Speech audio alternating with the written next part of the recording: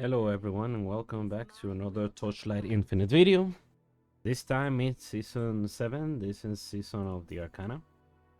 And today I want to do a quick show of the build I used to level up during the campaign and into the early Nether realm, which is I used Ring of Ice and recently transitioned from Ring of Ice into Frost Terra Gemma 2. So I'm gonna showcase this Watcher. Of course, right now this setup is mostly meant for Frost Terra because I am no longer using the spell burst. But this is what you may expect out of the damage for Ring of Ice. With spell burst, a little bit more than that, but still.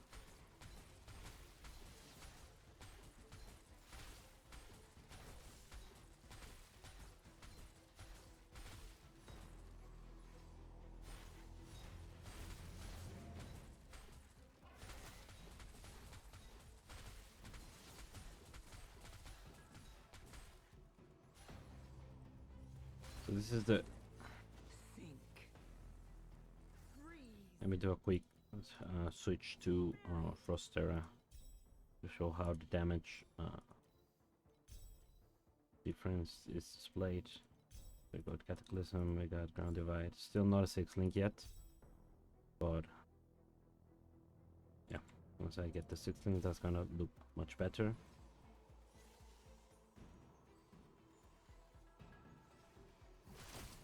So we put the totem and then just cast the Frost Terra every time we reap.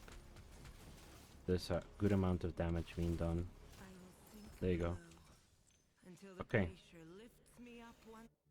So before you switch to Frost Terra, because you need a few pieces in place. You probably need the King's Boots, and you need the Corrupted Marrow. You get the Corrupted Marrow in the last during the campaign, in the last the side areas.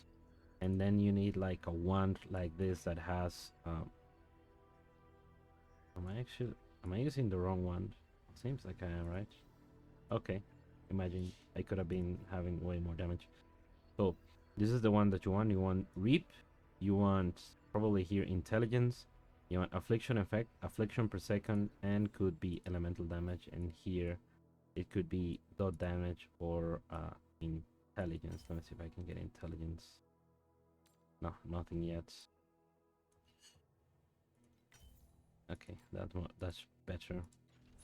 And then you also want Reap Rings, and there's another body armor which is the Kingly Armor that you can use here, but I haven't been able to obtain it yet.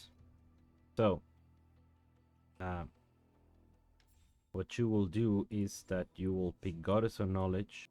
You will get plus levels. You don't want the spell burst charge speed, you switch off this, and then you switch from off Beacon into Winter. So let me show you first the Ring of Ice setup, what it looks like, which is Ring of Ice, Freeze Chance, Psychic Burst, Overlord, and Steel Control Spell. Then here you can use Biting Cold, or before you switch to Energy Shield, you can use Compound Source. You will still use Frigid Transmission. You can use either Ice Bond or Fixate with Ring of Ice. And you still use Mana Boil with Swiftness. And before you switch to Energy Shield, instead of Frigid Domain, you will have... Oh, I need more... I need more energy. So before you switch to Energy Shield, instead of Frigid Domain, you will have here the Spirit Magus, the Thunder Spirit Magus with Restraint. And then you will have these two auras and precisely the same build without Seal Conversion. That way you have all your life. You don't have to sacrifice your life. And for passives, instead of Psychic, you will have Magister, and you will go all the way up to Magister to the max spell burst. max spell burst, get a bunch, and get play safe for the spell burst charge speed, and that's how you're gonna level up until you can craft your gear to get reaps, up until you can afford the King's Boon, which are, this is very cheap. These are 3 to 9 FEs. The marrow is basically free, and the gear you can just craft a one like this, a DOT1 spiral scepter, or any other scepter for that matter, and you can use either a shield or another scepter. And once you have all those pieces together, you're gonna do the switch into Frost Terra. So as you could see, the damage difference with Frost Terra was pretty significant. There is Cataclysm for affliction effect. Use elemental fusion because Frost Terra, you have Ring of Ice. Ring of Ice is gonna apply the frostbite and the freeze for you, so you don't need Frost Terra to apply that. And even with elemental fusion, I think this still applies the frostbite. Maybe Frost Terra still applies the frostbite. You would see that it will still be there even if I have. You see that the enemies will still get frostbitten. See, there's freeze, there's frostbite being applied, and it seems to be coming from Frost Terra. Then the enemy is frozen again. Then you can use this spell. This spell will also apply the freeze. The Ring of Ice that you cast your hero trait will also apply the frostbite. And that's pretty much it. This is the build that you will use probably to enter the Net Realm to kill the T7 Traveler, T6 at T7 Traveler. That's what I will be trying to use, and this is what mostly you would see Gemma 2 players are doing at the moment. See, for instance, all of these guys are now having their profiles being locked in, but you can look for some of these. Mine is not gonna be blocked. Regarding hero traits, you will want Frost Tides for the increased frostbite, this for the increased freeze duration, and this for the increased damage against frozen targets every time they are being hit by Ring of Ice. And yeah, that's what I'm going to be doing. My league start has been a little bit convoluted because I started with Rosa, but I decided against continuing to play her because I feel like she was not very fast to start with. And let me show you a T3 clear because of the way the hero trait works right now for Frostbeating Heart. He has very good damage prediction, so even if you might think that the Frost Terra is gonna affect just a little small area, the Ring of Ice is gonna spread the damage towards enemies. You're gonna freeze the entire screen, so that makes it very safe, especially with the Arcana season that spawns a bunch of monsters that do a lot of damage. But you know, you perma freeze them and then they cannot do anything against you, pretty much. See, the Terra goes there and then the Ring of Ice spreads the damage towards them. So it makes it very fast actually. And with Frigid Transmission, every time you freeze an enemy, you reset the cooldown, so that means that I can use it here. You can pretty much just Frigid Transmission all around.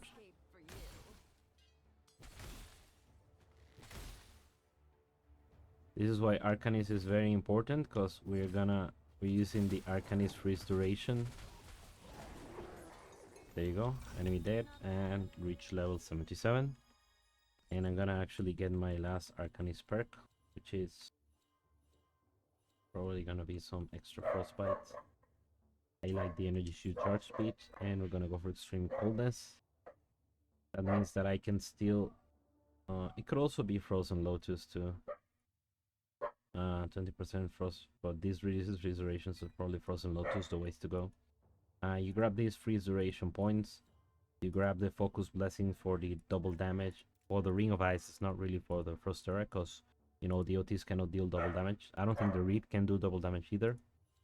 Then freeze duration is the most important. You get some defensives through regain, mana regen. Cast speed is not very important, so I can probably respect these points out. Same thing about here. Spell burst speed is not important, but spell skill level it is. Some extra intelligence would be decent. And psychic, this is the most important tree for you, which is affliction inflicted per second and affliction effect. You can read affliction effect as additional damage always where you see it. Basically, every point of affliction, it's 1 point of multiplicative damage that your DOT does, or your reaps. Then that's why you also want probably reap cooldown recovery speed. You can probably go here, try to grab all the reap cooldown. The more reap cooldown you have, the more reaps you do per second, and the more reaps, the more you purify. The way reap purification works, so a reap will remove every instance of damage over time that the enemy has over them, but because the damage over time is not on the enemy but is on the ground, there will be a reap. All of the damage will be applied instantly to the enemy, but the DOT will remain there and it can be reaped in the next instance of reap as well. So basically, you're accelerating every single time you cast a reap is casted with Frost Terra, the enemy will receive the full duration of the Terra, but the Terra will still remain on the ground. And you can see that represented by the purple numbers.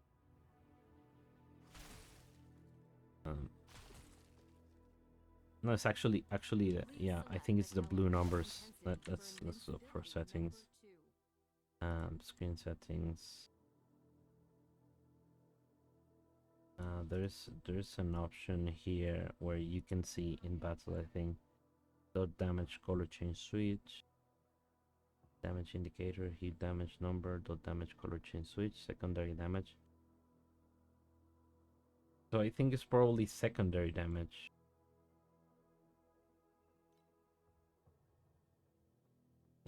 Let's change this off. Please select the calibration intensity for invincibility number 2. You see 1,090,000. Those are all the repurification stacks going on.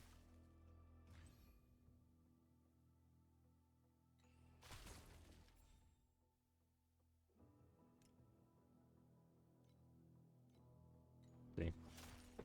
Please select the calibration intensity for invincibility number 2.